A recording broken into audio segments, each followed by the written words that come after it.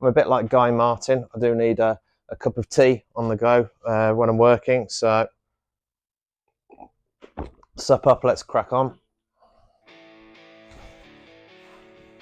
So here's the frame as I showed you on the last episode.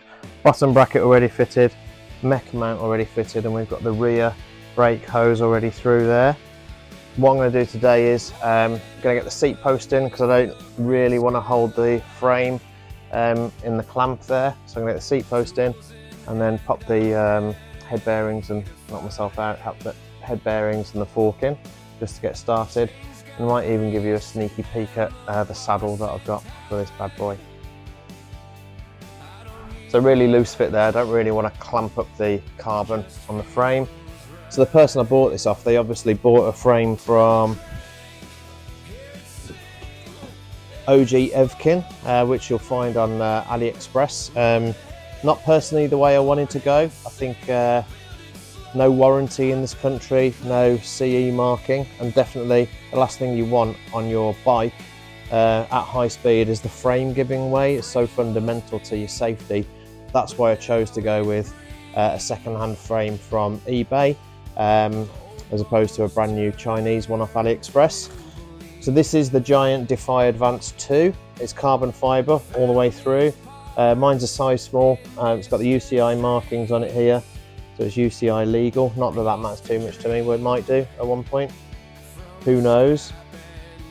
There's a few bits still in here. So the cable guide for the front mech cable is still in there.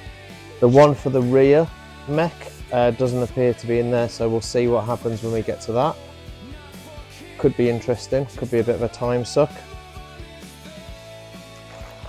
So I weighed the frame already. That was 1.09 kilos. And now we're about to add the headset. So the old owner helpfully put all the bearings and spacers into a nice little baggie for me. So we've got that. We need the fork eventually. Let's start with seat posts. So this is Giant's diffused D-shaped seat post that comes with the frame as standard.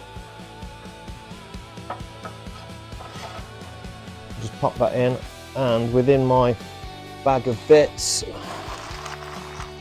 there is also helpfully bagged up the friction fit Giant part there.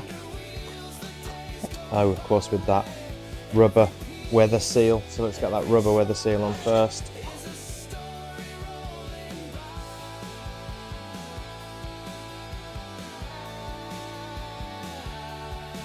So what I'm going to do later on in the build, so when we're at the finishing stages, this is, I believe, steel. No, this is actually carbon. Yeah, but it's definitely a carbon outer. Might be reinforced inside. It's definitely carbon outer. And we've got a carbon frame, so I'm going to use some carbon assembly paste to go in there. And what that does is it stops the carbon sliding against the carbon, puts a bit of grip on it.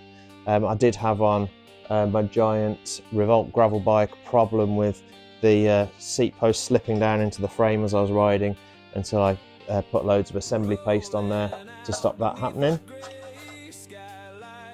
Let's slide that in.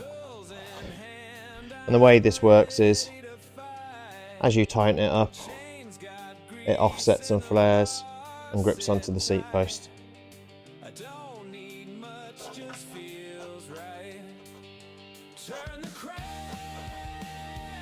So let's get an Allen key on there.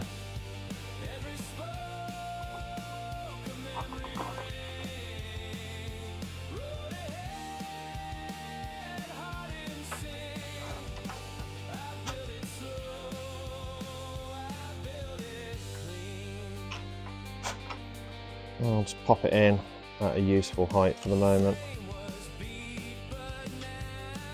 Tighten that up enough, and we'll torque it up later on.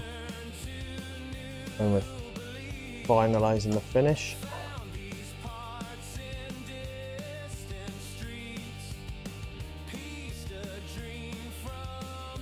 Pop the weather seal on.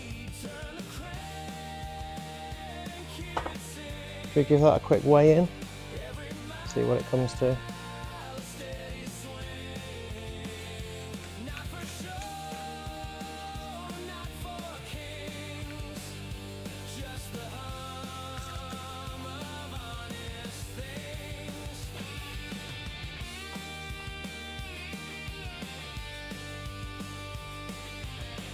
So for seat post, clamp, bottom bracket, rear brake hose, we've got 1.43 kilograms.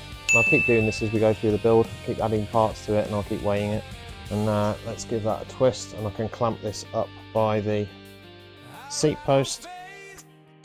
Let's get the fork on.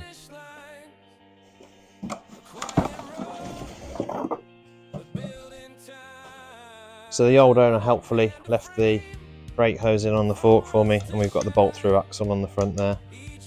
Let's give that a quick weigh in.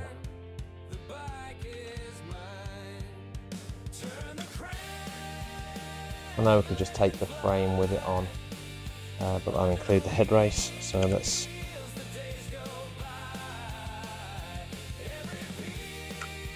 And that's weighing in at exactly 0.5 of a kilogram.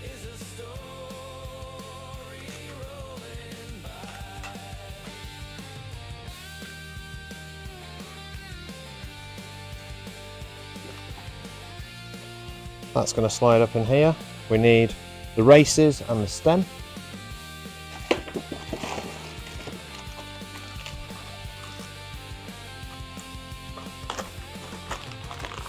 So we've got a stem here. It doesn't look like the Contact SL stem that comes with the bike. It's got a BX branding on it, but we'll stick it on for the moment. And I might end up butchering my old Defy and having the stem off that onto here. Let's see.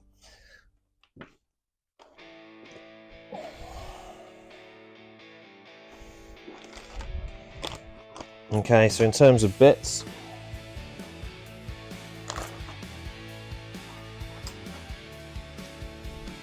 very helpful tool tray on this stand with a magnetic section in it. But we have got the bottom race, which fits on like this. Okay, notice the taper. The taper's going upwards, that's going into the frame.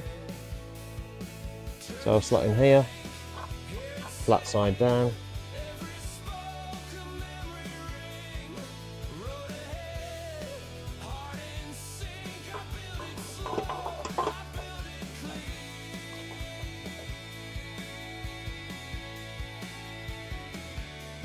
And then we've got the top race with insert, and that also goes taper side down with the insert going in to the top there. That knits it up nicely.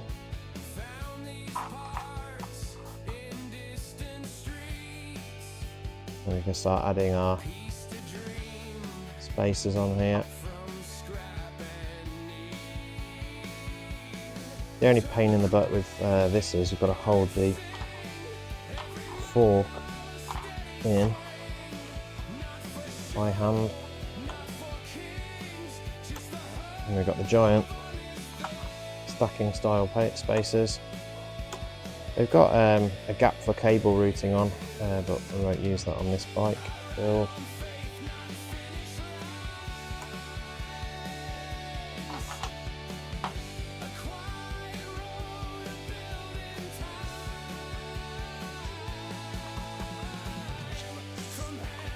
Hopefully I left the stem on the floor. Did I mention I'm an amateur at this?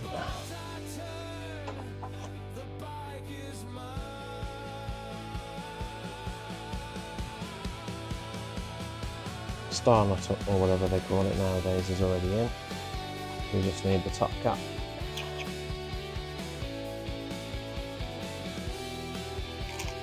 And the bolt.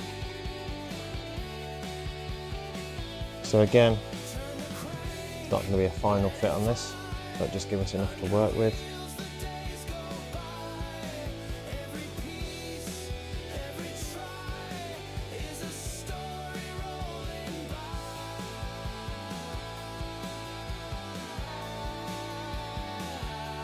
But already there's not any fore aft drift in there.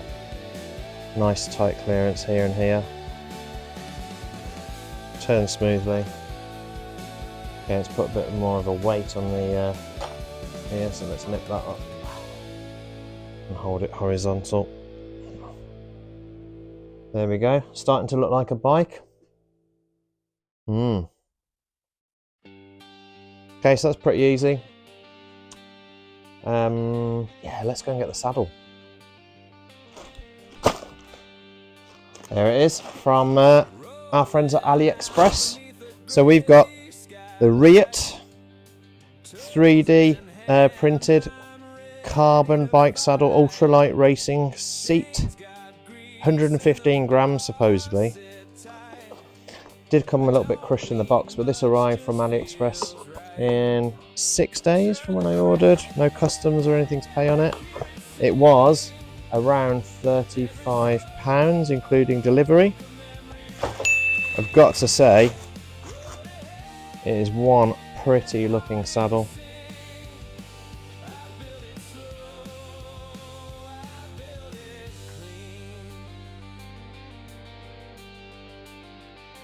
That is nice. That's one of the nicest saddles I've ever seen in person. Wonder how comfortable it'll be. And let's see if it's at the claimed weight.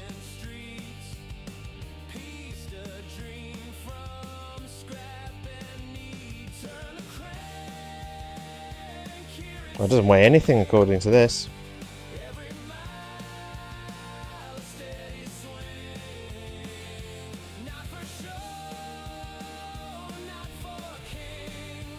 And we are at 2.43 kilograms, 2.43 kilograms. That's saddle, stem forks, front and rear hoses, seat post, and bottom bracket.